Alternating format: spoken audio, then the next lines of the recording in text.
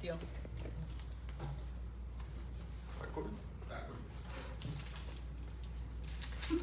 Happy Friday, everybody.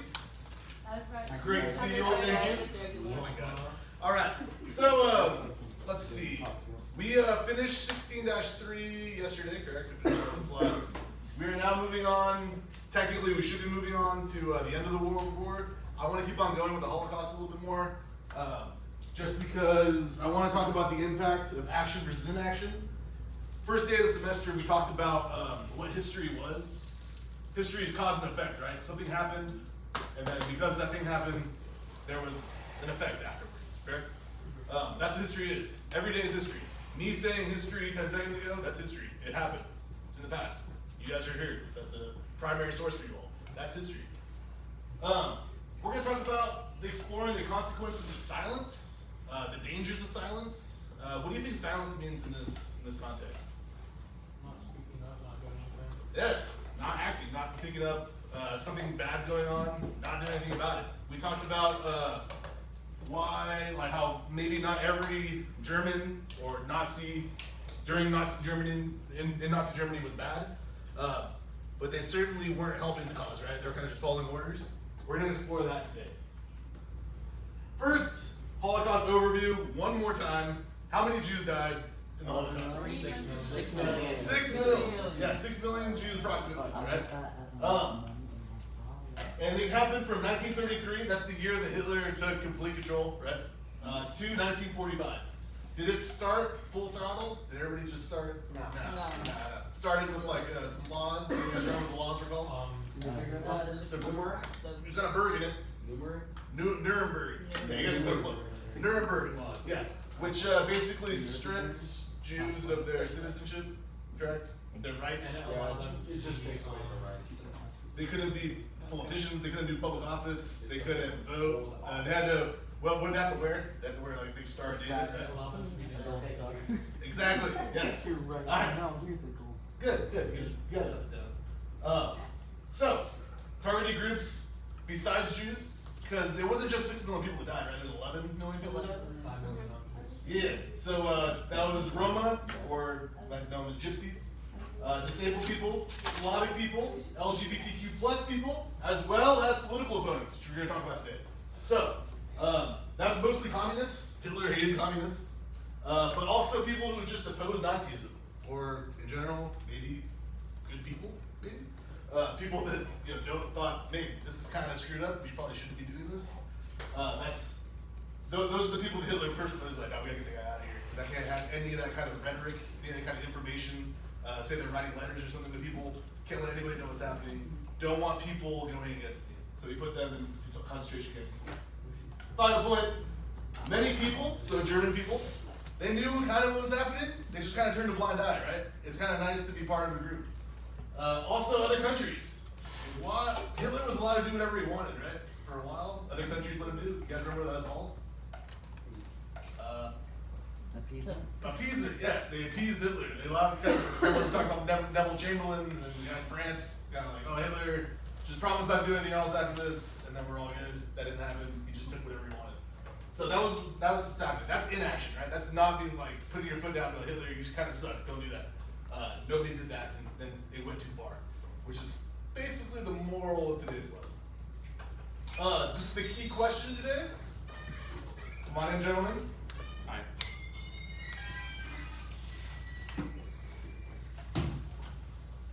What did I bring in?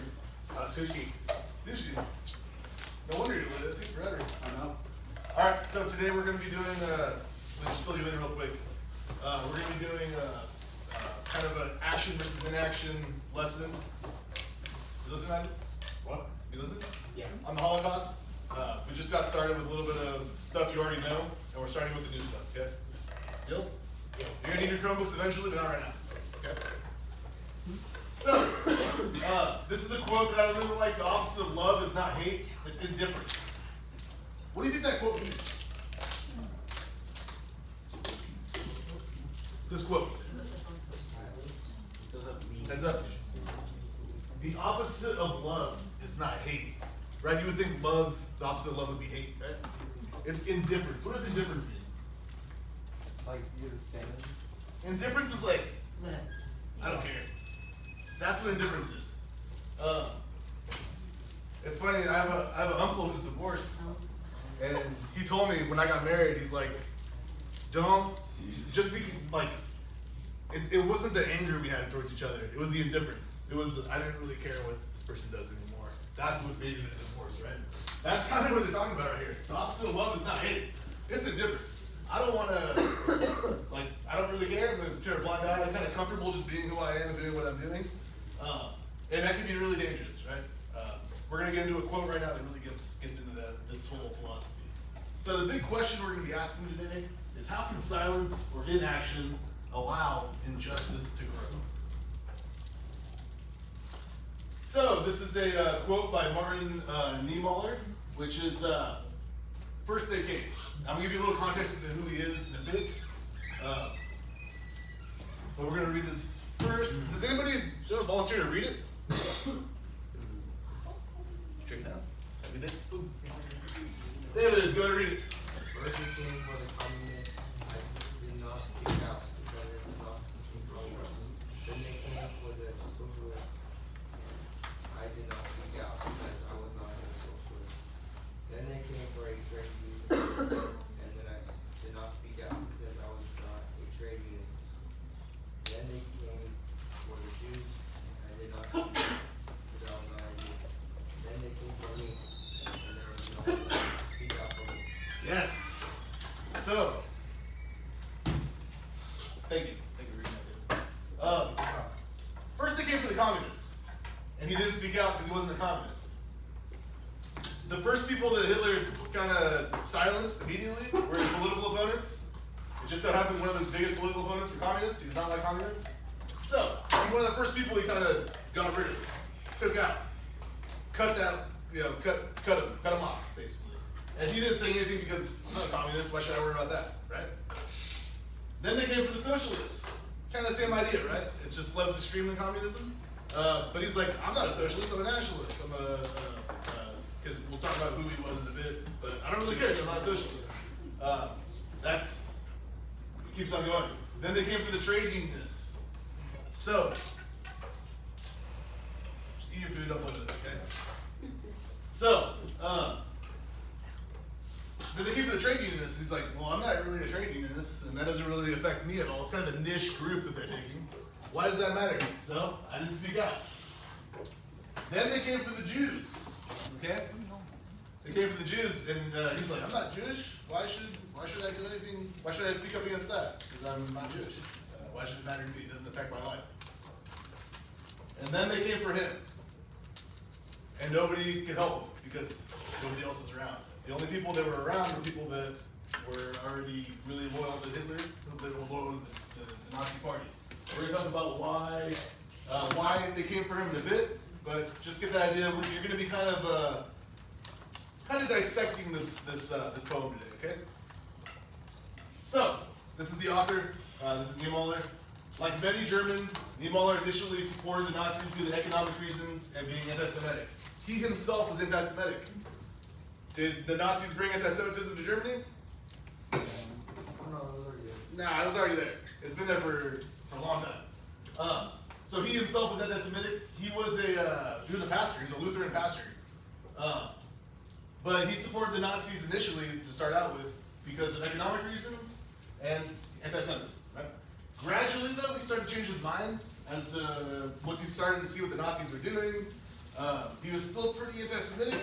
During his actual sermons and stuff in church, he would actually it was weird. He didn't like Jews. He was against Judaism, but he would baptize Jews who were scared they were going to take him, just so they'd be Christians technically. It was weird. It was kind of a weird thing going on. Anyways, he was in prison in a concentration camp for speaking out against Nazi policies. Eventually, he's like, "No, this is bad. What you guys are doing." He survived, but after liberation, expressed guilt for his anti-Semitism and not doing enough to help his victims, the Nazis. He was like, that was all screwed up, that was horrible. He then became an anti-war activist. He dedicated his life to helping people afterwards. He led peace talks. I know he was really against the war in Vietnam and stuff. He wanted a whole world peace conference and stuff. So really, really big peace guy, but that's what being in a concentration camp can do for you. He didn't start out as an activist, right? He started out basically a Nazi, essentially, or at least a Nazi supporter, sympathizer. Changed his mind over time. We're going to talk about that gradual difference in a bit. Okay? So, with a partner by yourself, please answer these questions in Google Classroom. I'm going to go ahead and post them real quick. You said by yourself? If you wanted to be by yourself, you're welcome to. But if you want to team up with somebody else, you go ahead and move around. But once you found your spot, I don't want you to move. I don't want you guys up, right?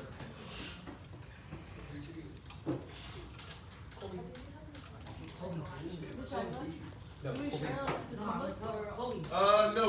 you can write the same responses, but just do your own, okay? No. Oh, No, you say no. No. Jasmine. All right, the response questions are now posted.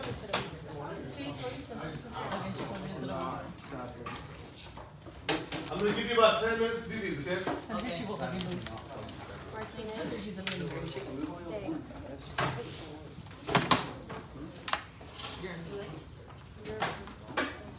She won't let me. Yeah, Chad, I need a break. Yeah, you can come over here.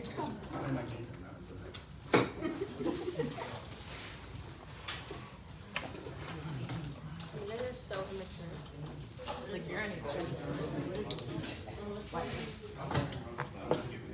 Y equals MS.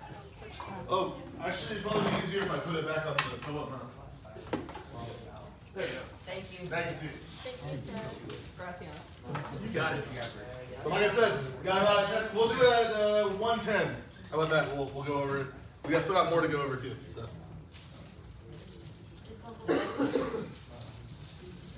Chromebook? That's a good question, right, Jasmine? That's a good question, right, Jasmine? Yeah, who is the speaker addressing? Hundreds. There's a camera right there. This would be a good one. I feel Yes. like if you address the So, target audience as themselves. For real. Also clarifying the problem and what's going on. Yeah. it's a lot of these guys telling people stuff, but it's also kind of telling them yourself, right? It's almost That you did not take action and fight against it. Bro, it is not that. It is that. Who's so every poem's kind of directed to somebody usually, and it can even be yourself. What kind of emotion does the poem portray? How is the writer sit down? Okay. How is the writer? Oh my god. What kind of emotions does the poem portray? And the feelings would be sad. How do you do it? You know, He's warning people, but also confessing. sad instead of joy, because joy is not sad.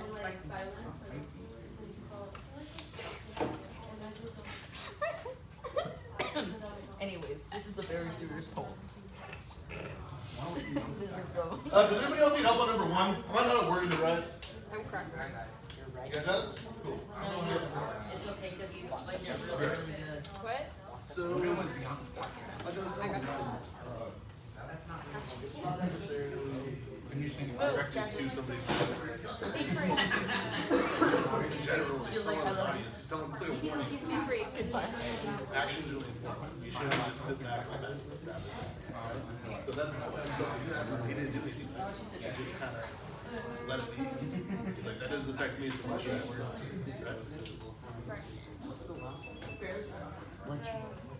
Kind of sad, right? Sad emotions, regretful maybe. Yeah, loneliness. Exactly. And that part's kind of like your opinion too. How does it make you feel? Did you know? Yeah, you know when number 4. 4 was number 4. What could have done? well, so in the actual, yeah, that's the name of the game. So in the poem itself, what's happening? Or what's not happening? He's not helping out. They're taking people he didn't know. And he didn't like it.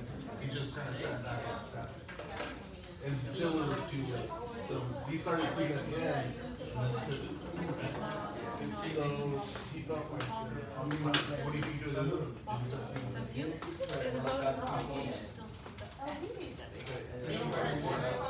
So he could spread awareness, right? To more people. He's by himself, right? So back then, those people could have all the potential allies, friends, and he could have used to show against the Nazis. But instead, he's by himself. You should do it.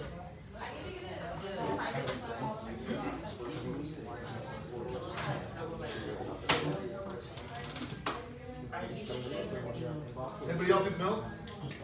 No? No, you did a really good job explaining it. You said yes?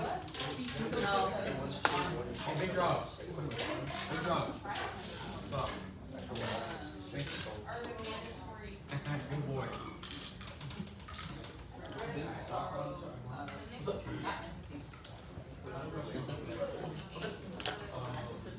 Josh. Why? Don't clone me.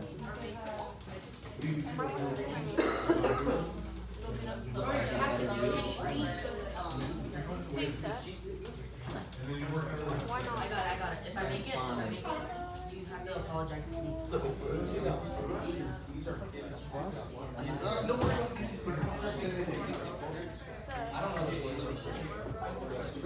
Mom? That's exactly right. Usually I wouldn't say anything. Right? If there's a right answer because it's You poetry. tell me good morning every single morning. You couldn't come to But in my opinion, that's all. No, I'm already done. But she's over there. It might be too late. And I don't have anyone to talk to. So come David, you can see. Sir, I swear to God. Talking to myself sometimes. We never talk, but you email me. You're like, hello, good morning. Ladies and gentlemen, hear a lot of chatter. Are you guys all done? I am done. I'm gonna cut it a little bit. I think you guys are almost finished. I'm gonna do it in like 2 minutes. Alright, thank you, sir. Yep. That's plenty of time to do it. And then. I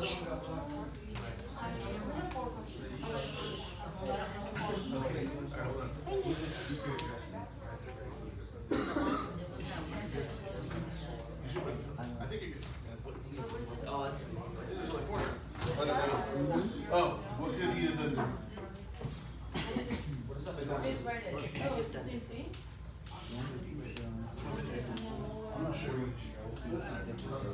We're gonna go over it right now. You could answer the question. well, technically we gave it back to But even then, I'll remember that. so that one's gone. Oh, I said that it's. They're all broken. Oh, that's fine. Their clutches are broken. They're all rusty. The engines need to be different engines. What are you doing today? Yeah, but you have to practice. I wanted to see if you wanted I want my monkey back. Too bad. They're actually half as done. Yeah, we have a full base. You had to change the entire. You had to change everything. You had to manually show it. That's how. That's. You want to come sit by me? I'll give you 1 more minute, everybody. why. My little monkey was crazy. And they were I fast know. too. My ADHD. I have to look at I still have 50 people you turned in, so I have to get that in. within the ride. You guys done? So was my brother that was a 1 day ride. I was out drifting. Yes. I miss my monkey. It could be any emotion. It could be emotion you feel, it could be emotion that you express. Lonely? Yeah, Thank you, Lane. My monkey left.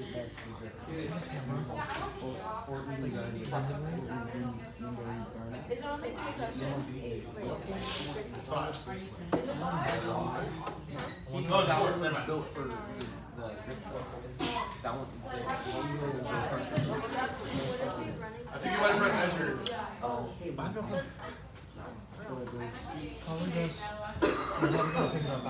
All right, everybody, let's wrap it back up, please. Jasmine, want to go back to your seat, please? Thank you. I seem to have lost my phone. Well, I just didn't want her on the ground, but it's fine.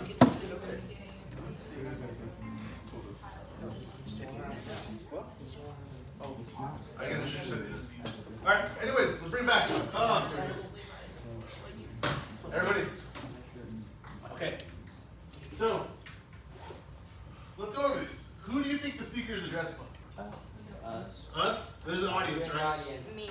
Is it when I read it, I kind of saw it as like a warning to people, right? Telling people like, hey, this is what happens if you don't speak up when you see bad things happening.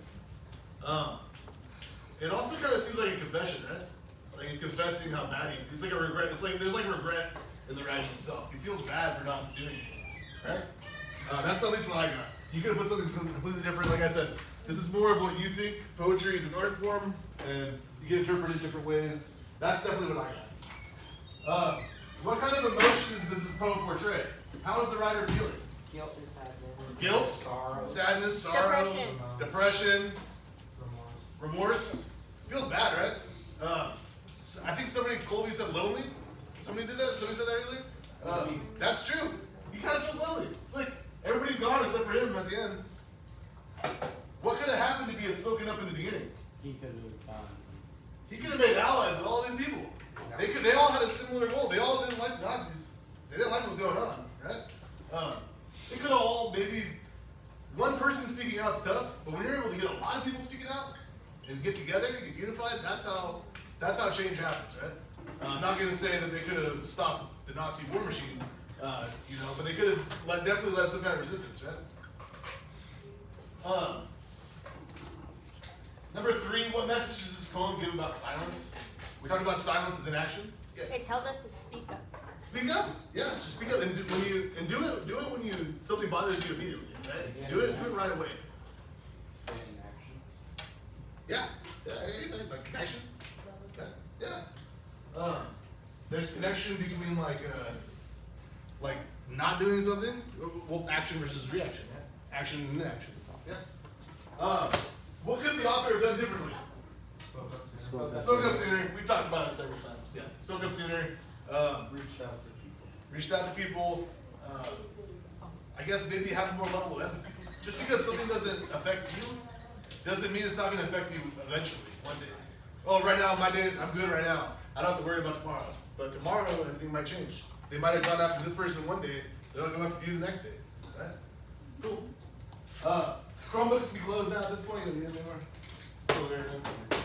With this activity, talking about this. Activity. This is it. Chromebooks closed, please. Oh. And then, if you haven't submitted it yet, go ahead. You have time. You have to the end of the period. All right. Okay. You're all good. All right, moving forward. I made this nice little chart for you. Thank you. Thank you. Yes. Bystanders, collaborators, oppressors, and resistors. So these are all, whenever something's going on, like it's like systematic, right? Systemic. There's usually these 4 people at play. Number 1's a bystander. You guys ever heard the word bystander? Yeah. What's it mean? It means like someone in the background. Just a person, right? That's just some guy. What's up, dude? It's just some guy, right? The definition is they witness injustice and they do nothing. So, that's not what the actual definition of a bystander is. A bystander is usually just a person, right? But in this context, a context of genocide, context of injustice, it's actually meaning somebody who doesn't do anything. They're just there, they see what's happening, they don't do anything. An example, in the Holocaust, would be citizens who ignored deportations / concentration camps, that kind of thing. We just watched The Boy in the Striped Pajamas, right? Yeah. Sad movie. Who in that movie would kind of run as a bystander? The mom. Yeah, you guys got that immediately. Good job. Yeah, the mom. she wasn't like the most hardcore Nazi, right? She wasn't like, oh, I hate Jews and all that. No, not at all. She honestly, she didn't even want to move there. She didn't even know how to say Auschwitz, right? So yeah, the mom. Then there's the collaborating. That's kind of like the next level, right? They help the oppressors. They're kind of being scared of being oppressed themselves, so they kind of suck up the oppressor, right? Those are people following orders. People want to make their way up a little bit. They don't really care what we're doing. Also informants and reported Jews. These people are just maybe your average soldier doing orders. It can also be like, you know, they could also be a main contributor to what's happening, but they just don't really know it. Who in the movie could have collaborated with? The old man. I was gonna say the dad. The dad could be borderline oppressor, I'd say. I was having trouble finding one for this. Did you have some? Yeah, that's actually a great collaborator. Because I would say the dad, now thinking about this, he might even be an oppressor because he knows what's happening, right? He's actually doing it. Yeah, he's running it. So let's say it's that guy instead. But the dad could be seen as somebody just following orders, right? Even though he knows what he's doing is bad. Right? Now the oppressor. This is the person actually doing all the bad deeds. This is the person or group who creates or enforces injustice through violence, control, or discrimination. And in this term would be the Nazi government. So who's the actual main oppressor? It's Hitler. Yeah. Yay. And then we have the resistor. Now the resistor, I should have added another victim one on here, but it's okay. The resistor is somebody who maybe comes from a place of privilege, or maybe comes from their help, and they take action against the injustice. They say that's not right. I'm not going to help you do that. I'm actually going to go against that. It's people who hid Jews, help harbor them. You got Anne Frank, the lady that helped her out, stuff like that. And then people who helped them escape Nazi-occupied territory. So people that are like, no, we got to get you out of Europe into a different country so you can be safe. People like that. Who would a resistor be in the movie? The boy. The boy, yeah, Bruno, right? Yeah, there he is. I didn't add victim, but it would be everybody we talked about at the beginning, right? Jews, Shmuel, yeah, this one. Everybody in that camp. They might not even have been Jewish in that camp, right? Could have been everybody. A lot of people were Auschwitz. Awesome, good job. You guys actually nailed the movie. Good. Sweet. Let's talk about some modern day genocide. Do you think genocide just ended? No. Did we ever learn our lesson? Bless you. Gets Mallards? Yeah, I feel that. Okay, so has anybody ever heard of the Rwandan Civil War? No. Yeah, there's a movie called Hotel Rwanda. It's really good. I definitely recommend it. It's kind of sad. Where can we watch it? I don't know. This is Rwanda. So, this happened in the early 90s, right before I was born. Guys. This happened in the early 90s, right before I was born. This happened, you guys know where Rwanda is? In Africa. It's an African country. Had a civil war, and it was like two different tribes that really hated each other. One of them was in charge, one of them was not. The one in charge basically just destroyed the other one. About 1 million people died. But this is a YouTube short. When I was 2 years old, the genocide was committed here. My parents and a big part of my family were killed. In April 1994, the Rwandan government mobilized the Hutu population to massacre their Tutsi neighbors. 1 million people were murdered in just 100 days. A lot of people This is Beata. She was my nanny during the genocide. She took care of me and my younger brother Daniel. She saved us. Only a few meters from where my uncle lives now is the family house. We lived here until the genocide. 8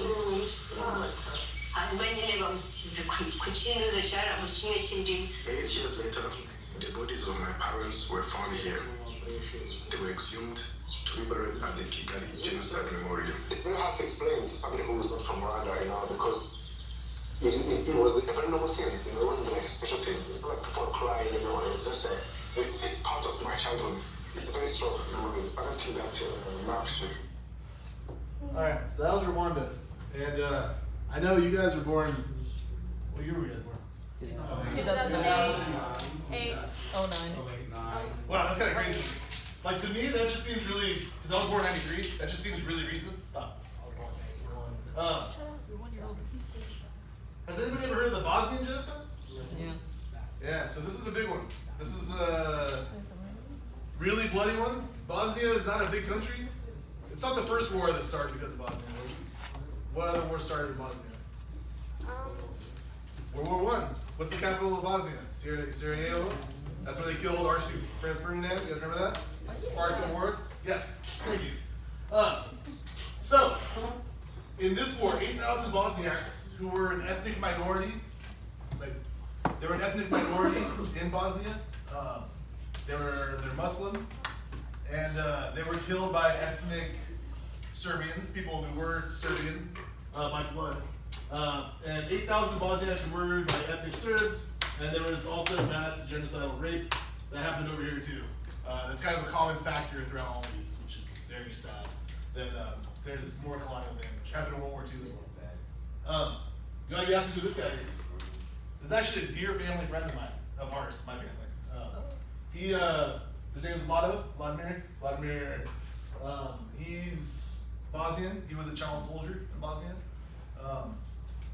My dad's an immigrant as well as from Mexico, but they both got jobs in Sierra Nevada together as cooks.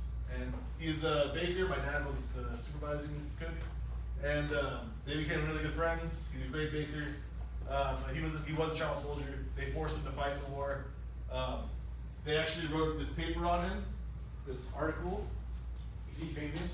No, I wouldn't say. I mean, he's on the internet. That's him right there with other child soldiers. But I want to read this first part to you all. It's autumn 1992, and an icy chill has settled over Sarajevo.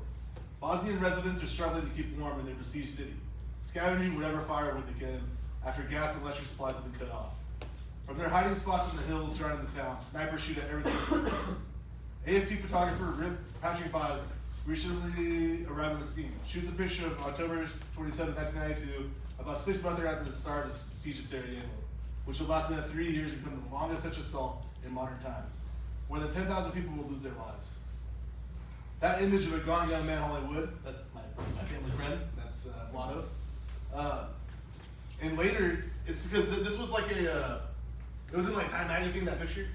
And then Vlado, he's already in the United States, he had immigrated here as a refugee with his mom.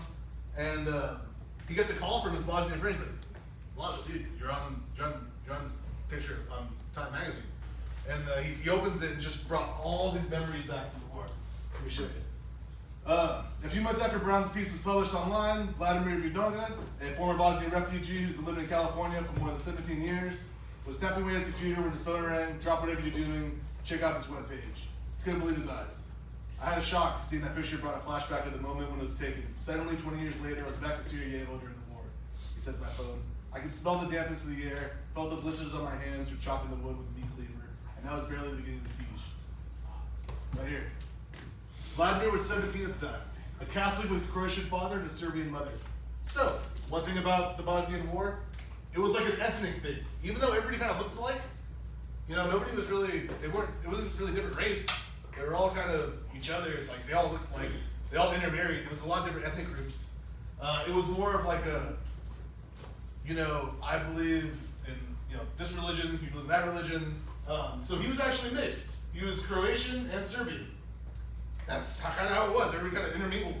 Not until, which illustrated the intercommunal harmony that existed in Sarajevo before the war.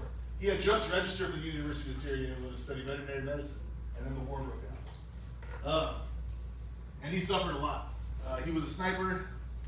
At times the temperatures dropped really low. He had to collect firewood to heat our home and survive. The only thing we had to eat was rice. The snipers were everywhere above us. They were shooting at everything. They were shooting children. They were shooting cats. Vladimir had dropped his duties, and he was pressured to enlist in the Bosnian army. So they made him join the army. Months of fighting, suffering, and exhausting marches followed. He lost 33 pounds in just 3 weeks after joining up. He finished his service at the end of 1994, but was called up again just a few days later. This time, he and his mother, they were like, screw that, we're leaving, we're out of here. They left for Croatia and then for Austria, where they spent 5 months in a refugee camp, and they finally departed for the United States in 1995. Then, mother and son moved to Chico, North San Francisco, California. the wood collector turned refugee, today 38. He's like 50 now. Is married with a 3-year-old daughter. Now works at a large brewery in Sierra Nevada. And he has never returned to Bosnia. Bosnia is a beautiful country. It's gorgeous. People vacation there now. But so many bad memories of that place kind of stem from, obviously, from that genocide, right? But that's Vlado, great guy, incredible baker. If you ever go, you guys ever ate at Sierra Nevada? Yeah. I have. Yeah. If you ever had the bread there, he's making it, the buns, that's all Vlado making that stuff. He's a great guy. Awesome guy. Anyways, It was really well suspected. there's that happened. That finished in 1995. I was 2 years old when it ended. This one started. Honestly, started a long time ago. This started when you guys were born, and it's still going on today. It's not done yet. It's still happening. This is the ethnic cleansing going on in Myanmar. This is formerly Burma, a country in Southeast Asia. Nearly 50,000 Rohingya, which are Muslims that live in Myanmar, have been killed so far. Destruction of their own villages. They live in their own villages, and the military just goes in and destroys them. As well as 10,000 raped. 700,000 refugees fled abroad. They're in different countries where they flee to, they go to these camps, and then they get discriminated on, right? They don't treat them very well in these camps. I'm gonna put this little short documentary on. These only have 3 minutes. On Thursday, the U.S. House took a significant step regarding the ongoing humanitarian crisis in Myanmar. In a near unanimous decision, they voted to pass a resolution declaring the actions of Myanmar's military against the Rohingya Muslims genocide. More specifically, House Resolution 91 says the U.S. has a, quote, moral obligation to declare what's happened to the Muslim minority group genocide. Of the 394 lawmakers who voted for it, Republican Representative Andy Biggs was the only one to vote no. A spokesman for Biggs told Politico he condemns what's happened to the Rohingya, but, quote, the U.S. should not cede its leverage and sovereignty to international institutions, particularly the International Criminal Court. America is no longer a member of the ICC. Also in September, the State Department released a report that called the violence against the Rohingya extreme, large-scale, and widespread, but not genocide. This week, a State Department official said the U.S. remains focused on trying to help improve the situation and, quote, promoting accountability for those that were responsible for these atrocities. According to the United Nations, the Myanmar military has killed at least 10,000 Rohingya, and about 700,000 have fled the country to escape the violence. Thursday's resolution also calls for the immediate pardon and release of 2 Reuters journalists who Myanmar authorities imprisoned for reporting on the crisis. That's going on right now. Obviously, there's a lot of politics involved on what a genocide is. I did a report on this when it used to be called Burma, when I was like your guys' age. That's how I found out what was happening. I was your guys' age. I was like 15 years ago, 16 years ago. Wow. But anyways, that's what's going on right now. Can you guys think of any other injustices around the world? Taliban. What's that? Okay, yeah, that's true. That's not anything. I mean, they're a group. They're a militant, like extreme militant group, Muslim group. Yeah, in the Middle East. That's good. Any other injustices? Doesn't have to be genocide either. Usually bad stuff happening in the world. Ukraine just got invaded by Russia a couple years ago, and they're literally a sovereign nation for no reason, really. And that war is still ongoing.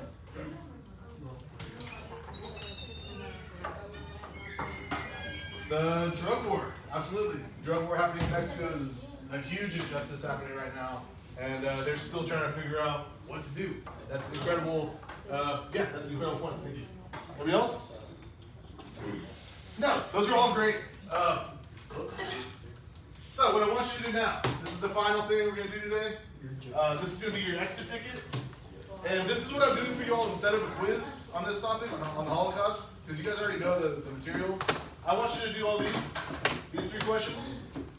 What we did earlier was 10 points. What we're doing here is 10 points. And it's going to be a total of 20 points. Okay? Yes. I was like wondering, like, didn't the war between like Ukraine and Russia like end, and then they started again? They've fought before. It wasn't the first. This is like the second war. Ukraine. Remember how Russia used to be the USSR, the Soviet Union. Yeah. Ukraine used to be a part of that. then they broke off. So there's a lot of ethnic Russians still living in Ukraine. So Russia's like, we want Ukraine back, basically trying to rebuild their old empire. So that's how I take it. So it is the second recent war they had. Okay. They had a ceasefire for this war though, and it didn't last. Anyways, yeah, exactly. It was pretty lopsided. You can't do this with a partner, just submit your own, okay? Oh, I haven't posted yet, my bad. Thank you. Too good. Put down Easy.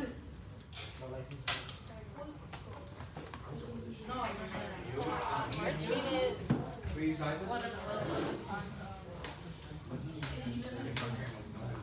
If you can't say it, then don't say it.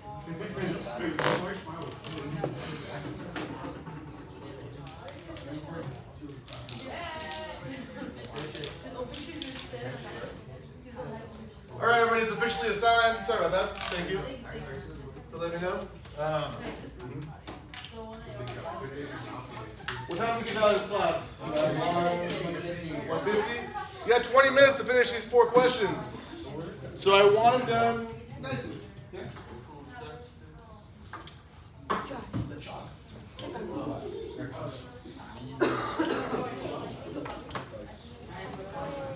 Yeah, you go to this website. You can stuff up. It could be war happening, it could be people starving somewhere, some kind of oh, that's an injustice right there. Women get paid less than men. Yeah.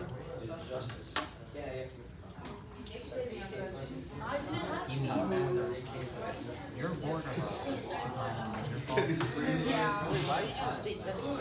It's okay. All right, everybody, make sure you get this in the next 20 minutes, and then you're free to enjoy your weekend.